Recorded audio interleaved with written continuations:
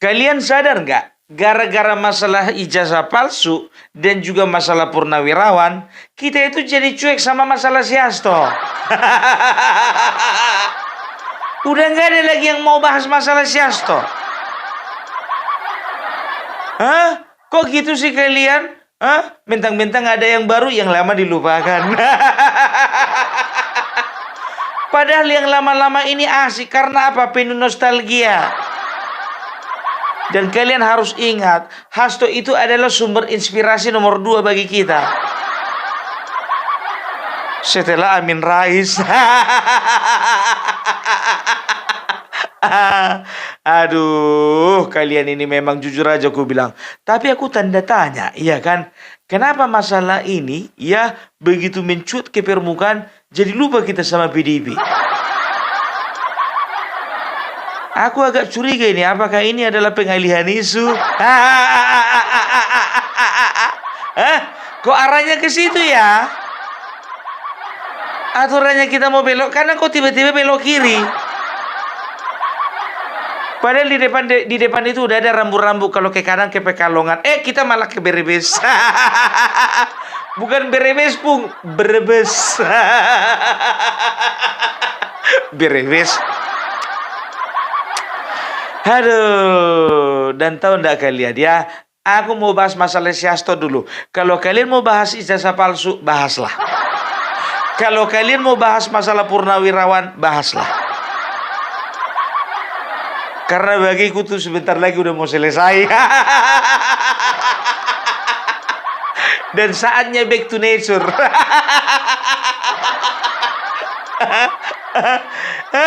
Tahu dah kalian ya, baru-baru ini Koni itu hadir di sebuah apa namanya, kalau dibilang podcast mungkin podcast ya seorang perempuan cantik. Hostnya bukan Koni, hostnya. Jadi di situ dia membeberkan bahwasanya Koni sudah membawa dokumen rahasia dari Rusia. Kok dokumen rahasia aja dibawa pulang lagi, Kon?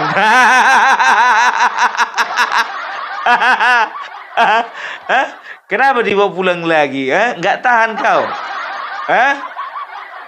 Atau sama sekali sebetulnya dokumen itu nggak ada itu? Kemarin katanya ya dokumennya ini ada sekitar berapa itu ya? Katanya kemarin itu dokumennya itu sekitar 32. Nah, 32 gelombang pertama, dokumen kedua katanya ada sekitar gelombang kedua ada sekitar 5. Jadi totalnya ada 37 dokumen. Kok pakai gelombang-gelombang sih? Itu dokumen apa? Pendaftaran siswa baru. Ya jadi di podcastnya si wanita cantik itu ya, Koni membeberkan beberapa poin dari dokumen rahasia. Dokumen rahasia tapi kenapa dibeberkan, Koni?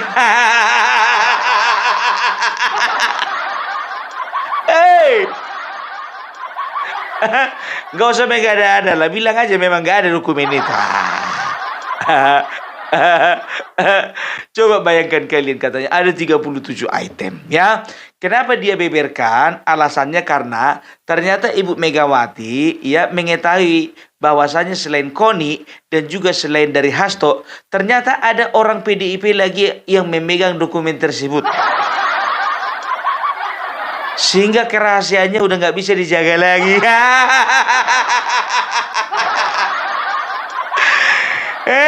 Coba kalian tonton dulu. Ini video ini kupotong ya. Kalau aslinya ini 30 menit, ini kupotong menjadi 5 atau 6 menit ya. Kalian saksikan dulu. Menurut saya ini kayaknya maksa banget loh sama Mas Hasto ini. Masalah yang udah ingkrah dan lain-lain kok bisa itu. Saya nggak mau bahas masalah hukumnya, tapi saya akhirnya melihat, oke, ini sangat politis. Kasus Mas Hasto ini nggak murni hukum. Oke? Nah, jadi terus akhirnya aku tulis surat. Lewat orang PDIP, saya bilang, Mas Hasto saya mau pulang ini serahkan kemana? Saya akan serahkan ke Pak Roni saja. Dan dijawab oleh Pak Hasto, by surat itu? By surat, di suratnya juga darurat lah kayak surat tulisan ada nggak sih? Langsung di tangan, iya. Ada yang difoto itu? Oh nggak boleh dong, itu pribadi dong sifatnya. Oke. Oh nggak bisa skill juga ya. Maunya inspirasi. Nah, sebab Pak Hasto bilang enggak, serahkan saja kepada Wakil Sekjen, yaitu Pak Adi. Nah, ketika saya sampai, Ya udah besok paginya saya minta ketemu, malamnya saya WA, besok paginya saya minta ketemu langsung Wasekjen. Oke, jadi dengan arahan dari Pak Hasto pemilik dokumen itu, iya. Anda berdua Yes. bersurat Yes. dan akhirnya memutuskan ya berdasarkan itu ke Wasekjen PDI Ya, Perjuangan. soalnya itu pertanyaan juga oleh Ibu, kenapa ke Wasekjen ya? Ibu juga nanya kemarin saya di Teguman, tanya sama Ibu, kenapa ke Wasekjen? Perintahnya Pak Hasto, Bu, aku bilang gitu. Dan diberikanlah itu dengan di video, ada surat juga nggak atau gimana? Nah, nggak semua ya, semua yang dinotariatkan, kemudian surat perjanjiannya, kemudian dokumen-dokumennya dan flash disknya. Dokumen ada 37 dokumen. 37 total dokumen. File dokumen ya, Yes. dan di nomor Kira-kira segitu lah, segini. segitu ya, bisa menggoncangkan. Pastinya menggoncangkan. Katanya menggoncangkan karena kan nggak tahu ya. Buat saya sih menggoncangkan itu kan tergantung orang ya. Kalau saya baca kan, ya udah pasti lah, beberapa tuh sebenarnya udah muncul sih. Beberapa tuh menurut saya sudah muncul di banyak tempat. Pasti. Salah satunya? Ya soal korupsi keluarga Joko Widodo misalnya, itu ada 3 seri tentang itu dokumennya. Tapi kalau buat saya sekali lagi nggak tentang itu. Yang saya lebih concern itu adalah tentang nomor 7, yaitu penghancuran PDIP. Yang kedua juga yang membuat aku menjadi kepikiran gitu ya, oh ternyata politik begini banget, itu file nomor 16 terkait Kapolri. Nah, baru saya mau tanya itu, file nomor 16 soal Kapolri. Nah, ini yang saya mesti luruskan karena kan di sini Ini adalah ajang untuk mengklarifikasi nih. nggak klarifikasi, klarifikasi apa? Jadi itu adalah file tentang pergantian Kapolri. Pergantian Kapolri. Jadi ternyata Kapolri untuk niat pergantian Kapolri itu ternyata sudah sangat berjalan secara high politik gitu. Nah, dokumen itu menyatakan tentang itu. Gitu, dan itu buat saya deg-degan, ternyata gila. Ada apa masalahnya? Ya nggak boleh diomongin dong, nanti gue ditangkap. Jadi ditangkap Pak Roni setelah pensi. Jadi pokoknya intinya tentang pergantian Kapolri, bukan Kapolri ada apa-apa nih. By the way Pak Kapolri, tenang-tenang aja Pak Kapolri, it's nothing really special. Okay. Tapi ternyata ada pergerakan politik, high politik untuk pergantian Kapolri itu. Ada apa di balik pergantian itu? Nggak usah kita bahas. Nanti tanyakan aja kepada Sekjen PDIP, namanya Mas Aji. Wasekjen PDI Perjuangan. Saya sudah tidak lagi memiliki file dan sudah saya serah terimakan dengan formal. Oke. Apa? Nah, tapi kalau yang tentang bagaimana PDIP akan dihancurkan itu serem karena penyusupan gitu kan terjadi, terus banyaklah hal-hal yang mengerikan lah gitu, dan ternyata terdeteksi gitu. Rapat-rapat di mana, jam berapa, siapa gitu, melibatkan siapa aja, tokoh-tokoh bangsanya gitu, di jalan apa, nomor berapa, itu ada semua. Termasuk penyusup itu? Termasuk penyusup dan pengkhianat. Apa ya namanya? Kalau gitu ya pengkhianat lah. Kalau kita menjadi anggota, saya nggak pernah jadi anggota partai, tapi kalau saya perhatikan ADART PDIP kan jelas ya. Ketika kita menjadi anggota itu kita jadi kader itu setia kepada ketua umum. Jadi kalau kita nggak setia kepada ketua umum, ya atau membelot ya bukan pengkhianat. Berarti ada itu nyata? Ada nyata semua.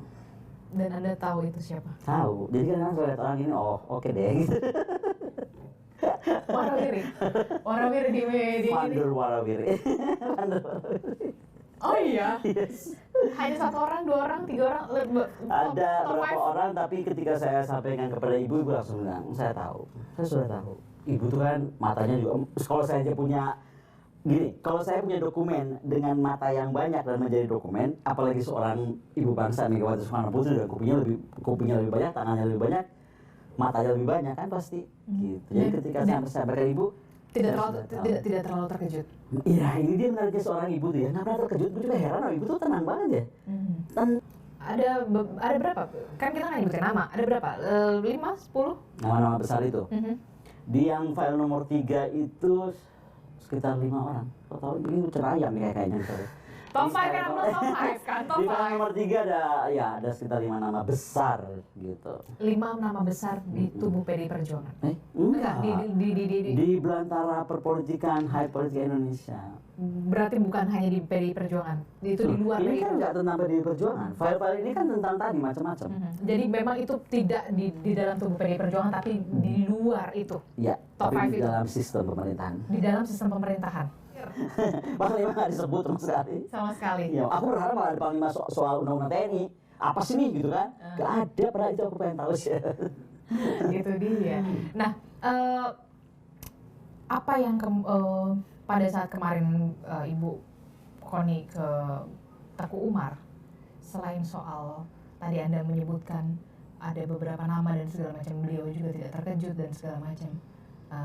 Apa ada pesan khusus nggak yang disampaikan oleh? Enggak, ibu itu bergeraknya by sistemnya, itu yang makanya kita lihat. Begitu saya dipanggil, langsung semua orang-orang PDIP, Wasekjen semua dipanggil, udah langsung tanyakan ini sekarang di mana, terus kita mau apakan, ada di mana sekarang posisinya, amankan gitu.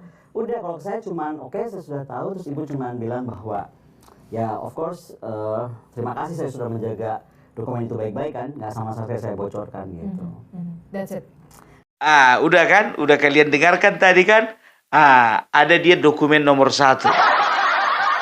Ada file nomor 2. Lengkap katanya sampai ada file nomor 37. Dibeberkan si Koni beber apa? Contohnya seperti pergantian Kapolri katanya ya. Pergantian Kapolri ya, itu ada sebuah permainan, mungkin itu apa mereka kan begitu bahasa mereka. Nah, sekarang begini ya, nggak usah pun kau masukkan ke dalam dokumen ya. Kalau masalah pergantian Kapolri, kami juga udah tahu itu. Paling isinya itu begini ya.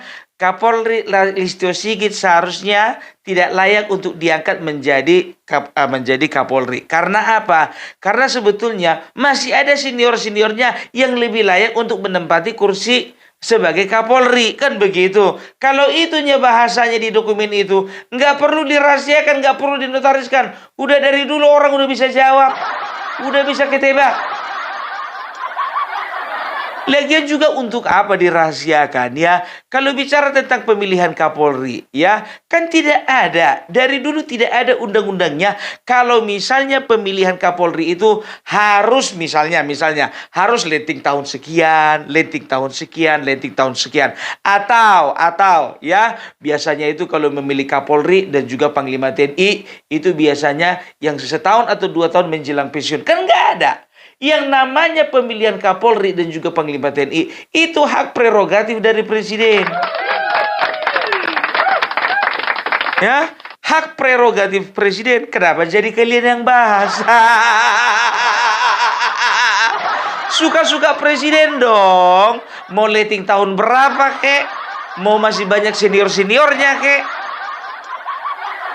Kan itu ya. Setelah itu dia bilang katanya apa ya? Ada lagi masalah tentang korupsinya keluarga Joko Widodo. Kayaknya nggak perlu kalian dokumentasikan, nggak perlu kalian notariskan.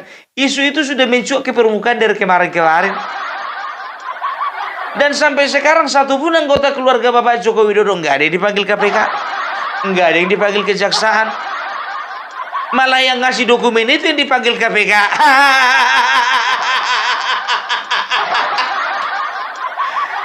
Cemaranya ini. Tapi katanya dokumen negara. Korupsi keluarga Bapak Jokowi ada di tanganmu. Tapi kenapa kau yang ditangkap? Aduh, ya. Setelah itu apa lagi? Ya, setelah itu katanya mereka itu menyimpan dokumen yang berisikan ya mengenai pengkhianatan dan penyusupan di dalam tubuh PDIP, kan begitu. Bahwasanya ada orang yang ingin menghancurkan PDIP. Sekarang begini, ya, kalau itu kan gak urusan negara itu, urusan rumah tangga kalian itu. Nggak kami urus itu, urus sendiri. Nggak urusan kami, mau kami urus itu, selesaikan sendiri. Mau bagus-bagus kalian, mau hancur-hancur kalian. Tunggu dulu, hal-hal kayak gitu pun juga dinotariskan. Koni, ku bilang sama kau ya, kalau memang Ibu Megawati udah tahu siapa-siapa pengkhianat, harusnya diambil tindakan, bukan malah dinotariskan dokumen itu.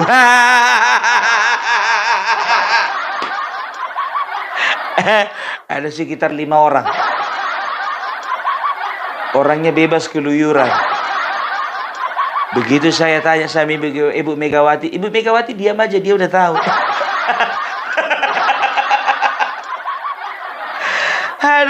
Aduh, ini sebetulnya Koni ini. Ibu Mega, tolong dulu ditekor yang namanya Koni ini, mempermalukan PDIP ini. Ini kan artinya kan dia sedang sedang apa namanya? Dia ini sedang membongkar aib di dalam tubuh PDIP sendiri. Itu dia ya.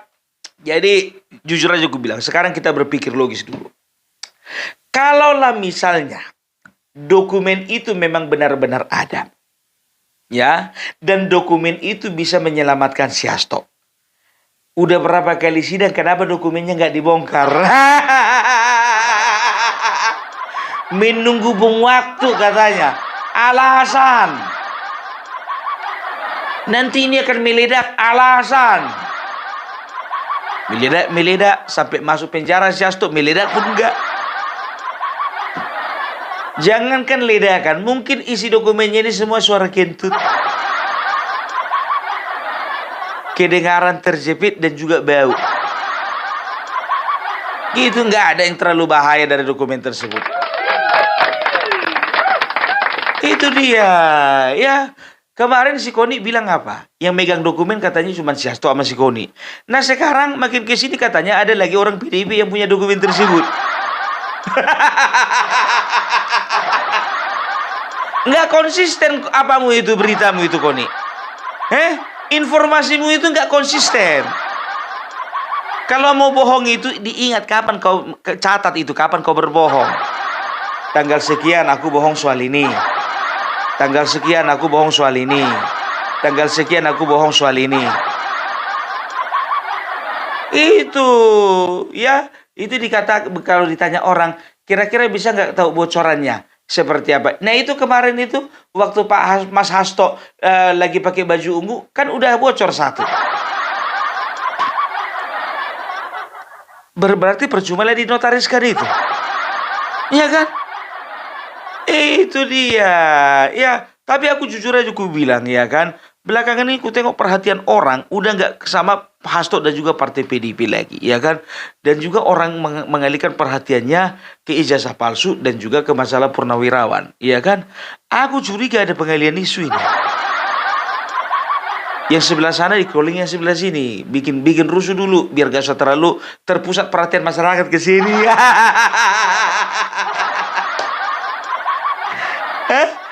Selanjutnya apa? Selanjutnya di persidangan beberapa hari yang lalu katanya ada yang menyebut-nyebut nama ibu. Ibu.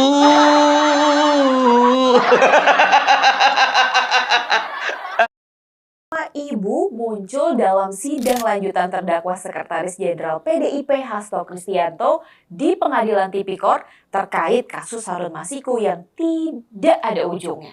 Ngomong-ngomong, siapa ya ibu yang dimaksud? Dan kira-kira si ibu ini akan dihadirkan nggak ya dalam sidang lanjutan? Si ibu ini jangan diganti ibu-ibu yang lain ya. Dan dalam sidang lanjutan Kamis kemarin banyak nih hal-hal yang mengejutkan. Jaksa Penuntut Umum KPK mengungkap rekaman percakapan antara mantan kader anak buah Sekjen PDIP Hasto Kristianto, Saiful Bahri, dengan mantan anggota Bawaslu, Agustiani Tio Fridelina, yang terjadi pada 6 Januari 2020 kemarin. Pesan itu berisi jaminan dari Hasto atas perintah ibu agar Harun Masiku diloloskan sebagai anggota DPR di periode 2019-2024. Gara-gara rame perintah ibu, pakar hukum pidana dari Universitas Trisakti, Abdul Fikar Hajar, ini menduga ibu dalam sidang tersebut adalah Ketua Umum PDIP. Benar nih. Tapi di satu sisi, Ketua DPP PDIP Roni Talapesi ini membantah pernyataan perintah ibu yang muncul dalam sidang terdakwa Hasto Kristianto bukan Ketua Umum PDIP atau bukan Ibu Mega. Sementara menurut Abdul Fikar, Ketua Umum PDIP Megawati Soekarno Putri ini perlu dipanggil oleh Jaksa Penuntut Umum KPK sebagai saksi dalam sidang terdakwa Sekjen PDIP Hasto Kristianto. Supaya apa? Supaya bisa menceritakan nih alurnya itu sebenarnya seperti Semua orang ya mengira bahwasanya nama ibu itu mengacu kepada ketua umum. Roni Talapesi mengatakan apa? Bukan, itu bukan mengacu ke ketua umum. Jadi mengacu ke siapa, Roni? Sedangkan di telepon itu sudah jelas-jelas katanya perintah ibu. Ibu mana lagi selain daripada ketua umum yang bisa memberikan perintah di dalam partai? Ibu mana? Ibu Hasto, Ibu Roni, Ibu Adian, Ibu Deddy Sitorus. Yang kok kiranya kami bodoh semua? Udahlah, ya akui saja kalau memang ada keterlibatan ibu, nanti tinggal panggil kan begitu.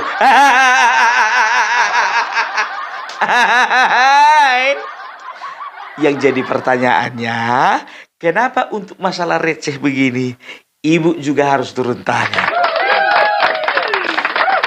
Apa urgensinya dan apa korelasinya antara ibu dengan Harun Masiku? Apakah ada kaitannya dengan pamannya Harun Masiku atau koleganya Harun Masiku yang merupakan hakim beberapa waktu yang lalu? Masalah apa, Bung? Masalah BLBI dong. Masalah apa lagi? Itu dia.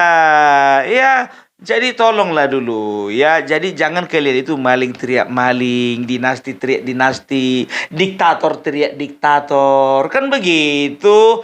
Akui saja, apa salahnya sih? Ya, itu dia. Jadi Ronita Lapesi, ya. Kalau mau siapapun nama ibu yang kau apa, yang namanya arahmu entah kemana-mana gitu. Kalau kami tetap mengarahkan nama ibu itu ke satu yang satu itu. Nggak ada lagi ibu yang lain, enggak. Ya kan, kecuali dibilang bunda. Kalau misalnya di dalam rekaman tersebut ya, ini perintah bunda. Baru kami menyaksikan itu bukan ketua umum. Karena nggak pernah ku dengar petugas partai ya atau dari kader-kader menyatakan bahwasanya Bunda Megawati, nggak pernah. Kalau ibu iya, ibu bilang begini, perintah ibu, kata ibu, bersama dengan ibu. Nggak pernah dibilang perintah Bunda, nggak pernah. Iya kan? Apalagi mami. Contohnya misalnya, ini perintah mami. Baru kalau mami contohnya, berarti bukan Ibu Megawati. Ini kan begitu. Ibu loh, ibu. Aduh, ya. Jadi gimana toh kabarmu di dalam sehat-sehat toh? Tapi jujur aja lo, ku bilang biar tahu kalian ya. Ini si Deddy Sitorus kemarin mencak dia karena apa? Ya, karena nggak terima dia Egy Sujana ya menyebarkan hoax bahwasanya Ibu Megawati menjanjikan sayembara 16 miliar. Bagi barang siapa yang bisa membuktikan Joko Widodo itu ijazahnya palsu. Angin dia, bah. Tenang aja kau di situ terus ya. Kalau untuk masalah ini ya aku setuju sama kau. Iya, makanya aku bilang sama kau, cepat-cepat tuntut itu Egy Sujana. Betul. Jangan biarkan lama-lama. Kebiasaan nanti itu. Ayo dong, semangat dong. Bawa dia ke pengadilan. Ini hoax loh. Ya, coba bayangkan kalian. Ini hoax, ini pencemaran nama baik ini. Ya, ini kan manusia-manusia, ya rakyat, masyarakat, ya termasuk konten-konten kreator itu. Ada beberapa yang sudah termakan isu. Kalau Bu Parmela nggak akan terlalu mudah untuk termakan isu seperti itu. Itu dia, terlepas kita suka atau tidak suka, pokoknya berita apapun, ya kalau memang benar-benar, ya itu adalah berita yang hoax, Bung Parmela tidak akan angkat. Itu dia. Ya, bagaimana Kongres? Kok makin mendekati Kongres, kok makin gak ada suaramu sayang? Aman. Kapannya Kongres kita itu? Udah bulan 5 ini loh. Diundur. Kenapa diundur? Belum ada persiapan. Atau dana kurang.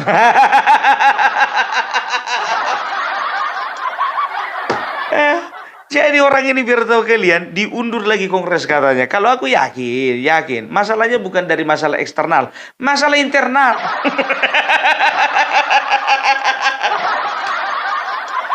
Penuh kehati-hatian, biar tahu kalian. Nggak sembarangan kongres kali ini, Wak. Itu dia. Ya, jadi kalau ku bilang, ya perhatikan kalian polanya. Kalau misalnya dari pihak RT 16 ribut, RW 24 diam. Tapi kalau misalnya RW 24 ribut, RW 24 ribut, RT 16 diam. Kayaknya udah koling-kolingan orang ini. Jadi ada salah seorang sahabat, ya. Waktu aku mengatakan bahwasanya Joko Widodo dan juga Gibran, ya, saat ini menjadi sasaran tembak, ya. Tapi beliau katakan waktu itu bukan Opung. Bukan Joko Widodo dan juga bukan Gibran yang menjadi sasaran tembak. Sasaran tembak sebetulnya itu adalah Bapak Prabowo. Kan begitu, ya. Makanya Opung, hati-hati kita, ya. Kita kawal terus supaya apa? Supaya pemerintahan Bapak Prabowo ini boleh berjalan dengan baik.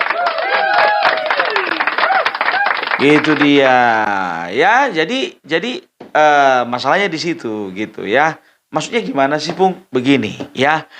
Yang aku lihat, ya. Bapak Prabowo ini kan sekarang kan sedang konsentrasi, ya.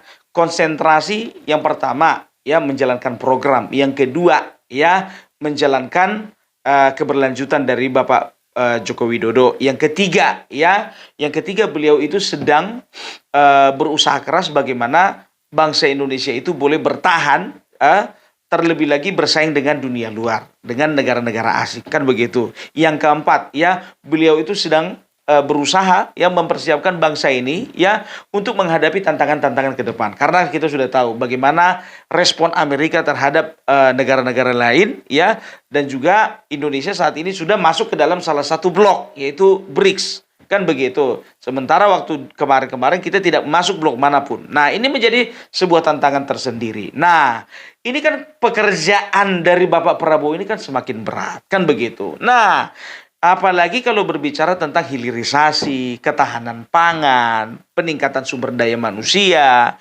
ya. Setelah itu masalah menjaga kekayaan sumber daya alam negara, kan begitu. Ini tidak lepas dari dari usaha Bapak Prabowo sendiri, ya, untuk menjaga supaya bagaimana keadaan di dalam negeri itu stabil. Kalau keadaan di dalam negeri itu stabil, ya, itu artinya apa? Itu artinya kita bisa menjaga investasi boleh masuk ke negara kita. Tapi kalau misalnya Bapak Prabowo gagal menjaga stabilitas di dalam negeri, maka, ya, sudah otomatis, ya, investasi tidak akan mau nongkrong di negara kita, kan begitu. Nah, ini mereka semua itu ditembak Joko Widodo, ditembak Gibran Rakabuming Raka, ya, dan juga mereka sedang mempersalahkan sesuatu hal yang sebetulnya nggak perlu dipermasalahkan, tapi mereka permasalahkan. Artinya apa? Mereka ingin bikin ribut saja. Coba aku tanya dulu sama kalian, kira-kira masalah ijazah palsu itu logis atau enggak? Enggak logis. Tapi mereka permasalahkan karena apa? Tujuannya satu, ya, mereka ini ingin memperkeruh suasana dan mereka ini ingin mengganggu jalannya pemerintahan Bapak Prabowo. Nah, ini dia. Bapak Joko Widodo, ya, selama ini, ya, beliau itu seolah-olah menurutku ya, seolah-olah. Koreksi kalau aku salah, ya. Jadi Bapak Joko Widodo seolah-olah dia itu sedang mengorbankan dirinya menjadi sasaran tembak. Dia itu sedang mengorbankan dirinya difitnah, menjadi sasaran fitnah, sasaran tudingan, ya, menjadi sasaran dari lemparan-lemparan batu dari para lawan-lawannya. Ya, itu artinya apa? Supaya sasaran itu fokus kepada dirinya dan tidak mengganggu jalannya pemerintahan Bapak Prabowo. Itu dia. Ya, aku melihatnya seperti itu. Kalaupun ada yang berbeda pandangan sama aku, ya nggak masalah, kan begitu. Itu hak kalian, ya. Tapi aku melihat seperti itu, ya. Tapi ternyata percaturan itu semuanya itu ada di tangan Bapak Joko Widodo. Nah, ya, contohnya masalah apa ini? Ijazah palsu ini.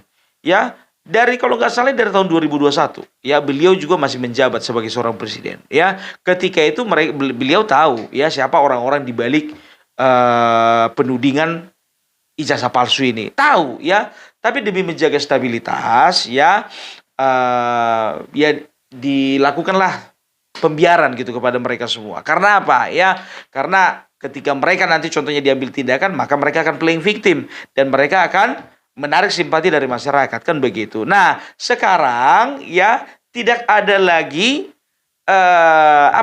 tidak ada lagi kata maaf bagi mereka ini semua. Dan juga Bapak Joko Widodo juga pasti observasi. Dia itu sudah melihat bagaimana di lapangan ya, bagaimana masyarakat dari relawan dan juga masyarakat awam ya baik di media sosial ya, beliau pantau. Kira-kira dukung nggak mereka ini semua kupenjarakan? Gitu. Nah, ketika dukungan besar kepada beliau ya untuk memenjarakan mereka ini satu persatu, menempuh jalur hukum ya, maka tindakan itu yang akan diambil oleh beliau. Nah, inilah saatnya ya. Sekarang ini bukan cuma satu, kalau kemarin-kemarin cuma Bambang Tri sama si Sugi Nur kan begitu. Sekarang biar tahu kalian, sekali jebak dapat 4, bahkan 5. Rismon, Roy Suryo, setelah itu si Rizal Fadila, Dr. Tifa, kalau nggak salah Kurnia. Ya, itu dia. Ya, ada sekitar 5 kalau nggak salah. Ya, dan sebentar lagi kalau misalnya dilakukan penyelidikan, ya, dan berkembang kepada penyidikan, nah, bisa saja yang tua-tua itu juga ikutan masuk. Yang mana itu, Bung? Motivator lintas benua dan lawyer berkacamata hitam. Ya. Itu dia, karena apa? Karena semuanya itu sudah diperhitungkan. Kenapa? Nah, ini kenapa? Ya, kenapa? Karena langkah ini dianggap perlu. Ternyata ada gangguan lagi dari pihak Purnawirawan. Kalau yang ini nggak diselesaikan, ya bisa repot urusannya menyelesaikan semuanya. Gitu loh, sama kayak kita ngerjakan PR. Selesaikan dulu PR matematika, baru masuk ke PR PKN. Selesaikan dulu PR PKN, baru masuk ke menyelesaikan PR biologi. Kan begitu kan? Nah, ini masalah ijazah palsu ini diselesaikan dulu. Kan begitu. Nah, setelah selesai, mungkin tersisa 1-2 soal, fokus lagi kita ke masalah Purnawirawan. Begitu. Karena apa? Kita nggak tahu lagi bakalan ada PR-PR ke depan harinya. Gitu. Karena orang Roy Suryo ini jujur aja aku bilang ya, begitu ijazah palsu ini mencuat ke permukaan, kalau nggak dituntaskan ya, ini fufu-fafa berkembang lagi. Ini kan manusia kolot ini semua. Nggak ada isu baru yang mau dibawa, isu lama pun jadi. Itu dia, oke? Jadi itulah dulu dari Opung Parbelak ya. Mohon untuk kalian semuanya, tolong perhatikan Hasto ya. Dia itu kurang perhatian teman-teman. Kurang perhatian dia. Yuk, jangan kebanyakan ke sebelah sana. Kita perhatikan lagi Hasto, yuk. Kita kasih dia semangat, yuk. Oke? Satyam Eva Jayati. Salam Parbelak, salam NKRI harga mati.